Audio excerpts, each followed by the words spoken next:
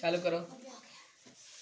देखो क्लास 9 में हम लोग लेसन 3 में बल तथा गति नियम में आज जो क्लास है वो 4 है, चौथा क्लास है कि न्यूटन का प्रथम गति के नियम किसे कहते हैं। न्यूटन महोदय ने 1679 ईस्वी में, कब 1679 ईस्वी में यह किसी वस्तु के गति के संबंध में, है ना, क्या किया था, 3 ठो नियम बताया था, सुना रहा है। और उन्हीं में से पहला नियम की आज बात कर रहे हैं कि कोई वस्तु जब अपने विराम की अवस्था में अगर रहती है या एक समान गति की अवस्था में अगर रहती है ना, तो ये अपनी अवस्था वैसे ही बरकरार रखती है हमेशा जब तक कि कोई बाहर से उस पर बल कार्य ना करे। कोई वस्तु मतलब हम कह सकते हैं कि अगर विराम में है तो विराम में ही रहेगा, अगर वो एक समान गति से चल रहा है तो एक समान गति से ही चलता रहेगा तब तक जब तक कि कोई बाहर से उस पर बल कार्य ना करे। और इसी को न्यूटन का प्रथम गति के नियम कहा जाता है। चूंकि इस नियम के प्रतिपादन में, है ना, सर्वप्रथम भूमिका जो है वो किनका था, गैलीलियो महोदय। इसीलिए मतलब कह सकते हैं गैलीलियो के सम्मान में, गैलीलियो के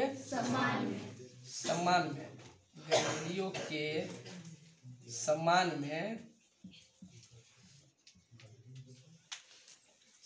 में क्या कहते हैं, गैलीलियो के जड़त्व नियम कहते हैं। क्या कहते हैं, गैलीलियो के जड़त्व का नियम। इसे गैलीलियो के सम्मान में गैलीलियो के जड़त्व के नियम या जड़त्व नियम कहा जाता है क्योंकि अरस्तु की बात को गैलीलियो महोदय ने क्या किया था, खंडित किया। अरस्तु महोदय ने कहा था, केवल उन्होंने विराम के बारे में बोला था, गति के बारे में नहीं बोला। लेकिन इन्होंने, गैलीलियो महोदय ने क्या किया था, अनंत तल पर, है ना, बार बार अनंत तल की झुकाव को बदल के वस्तु को जब उसमें लुढ़काया तो उसकी गति क्या हो गई, बढ़ते रही और इसके कारण वो प्रारंभिक ऊंचाई को प्राप्त करने की चेष्टा कर रहा था और इसीलिए दूरी बार बार तय ज़्यादा कर रहा था। और अंत में उन्होंने जब पूरे प्लेन अनंत तल को समतल कर दिया तो उससे कल्पना किया गया कि यह इसकी गति इतनी बढ़ जाएगी कि अनंत तक ये क्या होगी, चलते रहेगी, है ना। और कभी रुक इसलिए जा रही है क्योंकि कोई न कोई इसको रोक रहा है। तो गैलीलियो ने ही सबसे पहले इस नियम को खोजा था, उसी के सम्मान में से जड़त्व का नियम कहा जाता है ना। अब थोड़ा सा समझ लेते हैं कि न्यूटन के प्रथम गति नियम का स्पष्टीकरण क्या है। तो ये न्यूटन के प्रथम गति नियम में 2 भाग है। इस नियम में कितना भाग है, 2। इस नियम में 2 भाग है। इस नियम में 2 भाग है ना। नियम के पहली भाग, नियम के पहली भाग से क्या पता चलता है, हाँ, जड़त्व के नियम का पता चलता है। समझ में आ रहा है। तो क्या है भाई वो स्टेटमेंट वो है कि कोई वस्तु विराम में है, हाँ, विराम में है तो विराम में रहेगा, विराम में ही रहता है, रहेगा, या एक समान गति से चल रहा है, एक समान गति से चल रहा है तो एक समान गति में ही रहेगा, है ना। इसको हम कह सकते हैं कि ये जड़त्व का गुण है, समझ रहा है। और इसीलिए इसको जड़त्व के नियम कहा जाता है। ये जड़त्व के नियम है ना। और इस नियम तथा नियम के दूसरे भाग से, नियम के, हाँ, दूसरे भाग से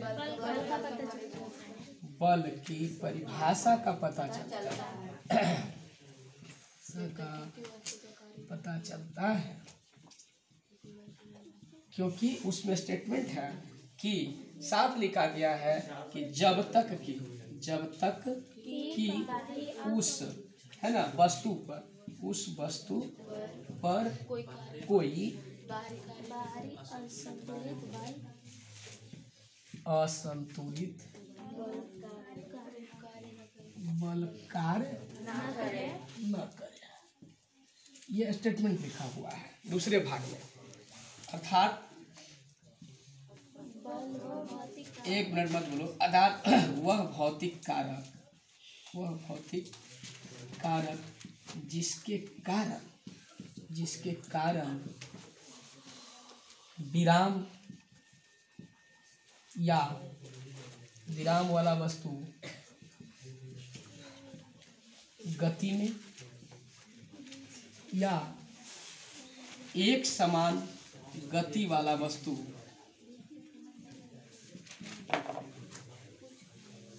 का वेग बदल जाता है। अर्थात शून्य त्वरण से अशून्य त्वरण हो जाता है, उसे बल कहा जाता है। मतलब ये क्लियर हो गया है कि बल की परिभाषा यहाँ से क्लियर हो गई है। न्यूटन के प्रथम नियम के दूसरे भाग से ये बात बोली गई है कि जब पहले से विराम में है तो भी शून्य है त्वरण, अगर एक समान गति से चल रही है तो भी वेग तो बदल नहीं रहा है, तो त्वरण शून्य ही है। लेकिन कह रहा है कि बाहर से बल लगा देंगे या बाहर से कोई चीज़ लगा देंगे तो ये डिस्टर्ब हो सकता है। मतलब त्वरण शून्य है तो उससे क्या हो जाएगा, अशून्य हो सकता है, मतलब बदल सकता है, त्वरण घट बढ़ सकता है। तो ये किसके कारण, बाहर के बल के कारण। तो ये बाहर वाला जो बल की बात आ रही है तो इसका मतलब परिभाषा ये क्लियर हो रहा है कि बल वह भौतिक कारक है जिसके कारण किसी वस्तु के त्वरण क्या होता है, बदलता है। किसी वस्तु को त्वरण उत्पन्न होता है, शून्य है तो उससे अशून्य हो जाता है, अगर वो विराम में है तो उससे उछलने लगता है या उसका मतलब गति आ जाता है, या एक समान गति में है तो उसका वेग में क्या होता है, परिवर्तन हो जाता है। तो उसी को क्या कहते हैं, बल कहते हैं। इससे क्लियर हो रहा है कि न्यूटन के प्रथम गति नियम में दो भाग हैं। पहली भाग से जड़त्व के नियम और नियम के दूसरे भाग से, है ना, बल के परिभाषा का पता चलता है। ये बहुत अच्छे तरीका से समझ लेने की जरूरत है ना।